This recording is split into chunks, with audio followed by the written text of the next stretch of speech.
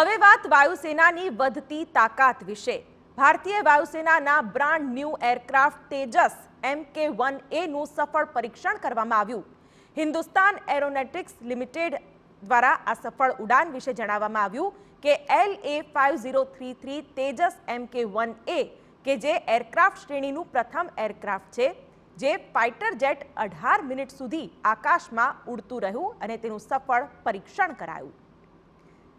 મહત્વનું છે કે કેન્દ્ર સરકારે 2021માં 83 અદ્યતન તેજસ માર્ક 1A જેટ માટે ₹46,898 કરોડના કરાર પર હસ્તાક્ષર કર્યા હતા, જેની ડિલિવરી માર્ચ 2024 અને ફેબ્રુઆરી 2028 વચ્ચે સુનિશ્ચિત થયેલ છે। ભારતીય વાયુસેના પાસે પહેલેથી જ 2 તેજસ સ્ક્વોડ્રન છે, ફ્લાઇંગ ડ્રેગર્સ અને ફ્લાઇંગ બુલેટ, જેમાંથી એક હવે દક્ષિણ પશ્ચિમ સેક્ટરમાં તૈનાત છે। અગાઉના એરક્રાફ્ટની સરખામણીમાં ફાઇટર જેટ તેજસ MK-1A ઘણી આધુનિક ટેકનોલોજીનો ઉપયોગ કરવામાં આવ્યો છે। તેમાં ઇલેક્ટ્રોનિકલી સ્કેન કરેલ એરે રડાર, અદ્યતન ઇલેક્ટ્રોનિક વોરફેર સ્યુટ, હવાથી હવા અને હવાથી જમીન પર શસ્ત્રોની વિશાળ શ્રેણી વહન કરવાની ક્ષમતા છે। તે અદ્યતન બિયોન્ડ વિઝ્યુઅલ રેન્જથી પણ સજ્જ છે।